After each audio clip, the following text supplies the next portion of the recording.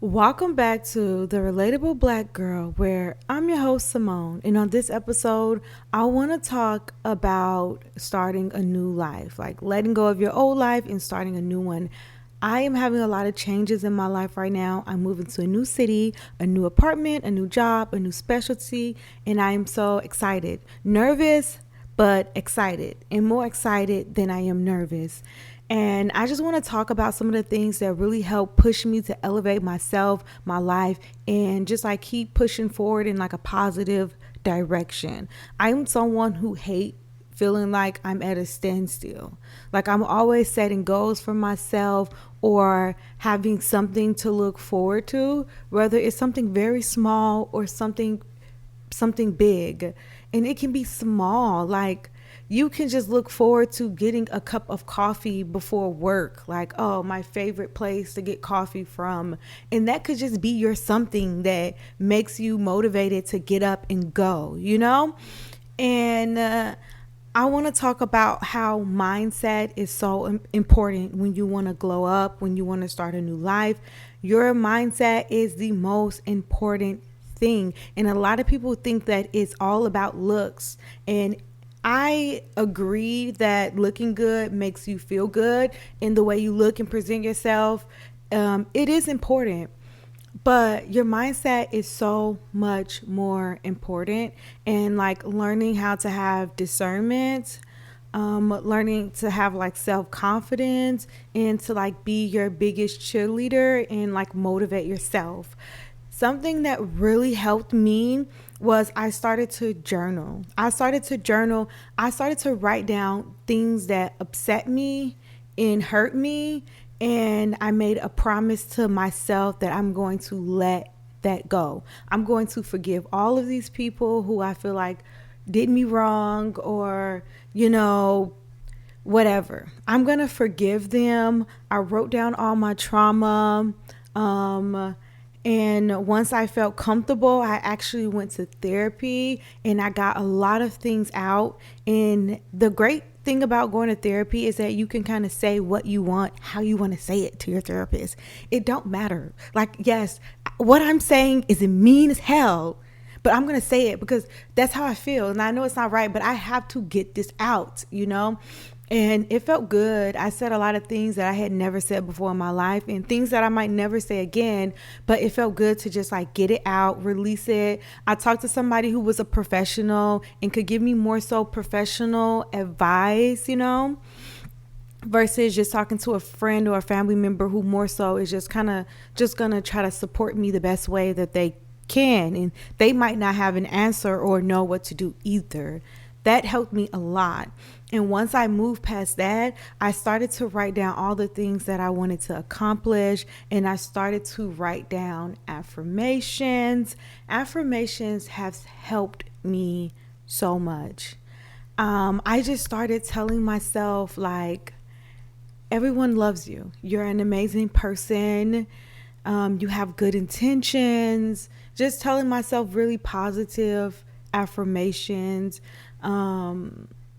Just letting myself know, like, I love you. You are great. You are amazing. You are deserving. That was like my favorite affirmation.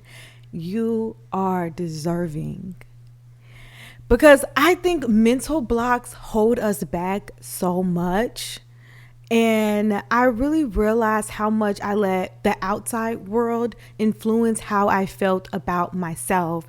And I had to stop giving people so much power and trying to say that like they know who I am, and Simone's this, she's that, or she does this, or she does that. And I had to like take back that power and say, like, I'm an amazing person. I'm a great person. I have good intentions. I know who I am. I am kind. I'm confident. And I kind of took that power back from others. And you can say what you want, but it's not affecting me. I'm not going out of my way to convince people like I'm a good person or I'm nice or I'm trustworthy or you should want to be around me. I'm not trying to convince you. If you have your opinions, you have your opinions, and that is fine. That's your opinion. I had to not let it mean so much to me that it was ruining my day or that I'm constantly thinking about like, oh, what is this person saying about me, or but I can say that it is annoying when like you have someone in your life and they're constantly saying negative things about you. That is very hard and annoying to deal with. And part of the reason why I knew I needed a new job was because my work environment was just so toxic to me. It was just very, very toxic. I felt like I was in the movie Mean Girls. Like, it was very, very toxic. And I'm like, this is not an environment that I can be the best version of myself. And so that's what prompted me to start looking at new jobs. And then I started to look at new specialties, and I kept seeing on the news about how there is a Black maternal health crisis and how Black women are 3 to 4 times more likely to die while giving birth, and that the deaths are 80% preventable. And that was just something that really motivated me and inspired me to want to switch specialties to labor and delivery. That was like a really moving force, and the fact that I am turning 30 next year, and I felt like my job was so routine and predictable that I'm like, I want a challenge. I want to learn something new. I've seen death a lot, where I've been working at in the previous jobs that I've had. I've seen death a lot. I've seen people staying at their baseline a lot. I've seen just like maintaining people. And I wanted to be on the other side. I wanted to see life come into this world, and I just wanted to be a part of that experience for all women, because I do feel like all women are important, but especially Black women, and everything that has been going on and in the news. I know I'm just one person, but whatever I can do to help, I want to do. And I think having goals and being passionate and really loving what you do is important. And if you can't do what you love as a job, do what you love as a hobby, or maybe do what you love part-time. But I know that some people, they go to school for something, they change their mind, they're no longer passionate about it, but it's what's paying the bills and keeping the lights on. I get that. Find your passion somewhere else. Me going to the gym and working out, that has been such a stress relief for me. Eating better, having better like digestive health. I used to have like such like bad digestive health, and I don't know. I don't know what was ever wrong. I used to feel like it was like my nervous system that had a lot to do with it, like anxiety. I would always have like really bad like stomach aches and stomach pains, and like just very bad digestive health. And that's something that has improved with me working out and just like eating better. It takes a lot of anxiety off of me. Just gives me a lot of energy and stuff. And it's also something that I feel like I am passionate about. I want to try different forms of exercising instead of just like going to the gym. Like, I wouldn't mind giving Pilates a try, doing the different types of yogas, and I also started to crochet. I'm self-taught, but I want to take classes so I can get better at it, because it is something that I really, really enjoy doing, and it's something that just really helped me relax and like focus. So I think that mindset is the most important thing. Mindset, knowing who you are as a person. If you don't feel like you know who you are, then you need to go find yourself. I went to churches, several different types of churches, listened to so many different like sermons of people talking, and I also was like very mindful of the music that I listened to. Certain artists, I just don't listen to them. If they are talking about like constantly going through toxic relationships or just putting themselves down and feeling bad about themselves, I try to listen to artists who are positive and uplifting, even if they go through heartbreak or hard times. They're talking about how they made it through to the other side. And that's why I love like Erica Badu so much and Solange, because they're artists who have songs that are just about life. It's not all about love. It's not all about romance. It's not all about having a man or a relationship. It's about life in general, because I'm someone who I feel like I care about people as people and I don't need anything from them. And I don't feel like a lot of people feel that way. Like they have people around for certain things or certain reasons. And I mean, we all do. Yeah, maybe you got a friend that you like to go out with and a friend that you like to travel with. But I mean, like overall, I feel like I genuinely care about people. That's why I feel like I'm in the right specialty for me, because I just genuinely care about people. We don't have to look alike. We don't have to have everything in common. We like, I care, you know, and it's a gift and a curse. And I've have learned to like balance it, to like care, but not care too much, and like distance myself from certain energy and people. And that's super, super important too. Let go of people. Like let them go completely. Let them go. Even if it's on social media too. Like let them go. Do not be afraid to block someone on everything, especially if they're being like negative towards you or bringing you down, trying to make you feel less than.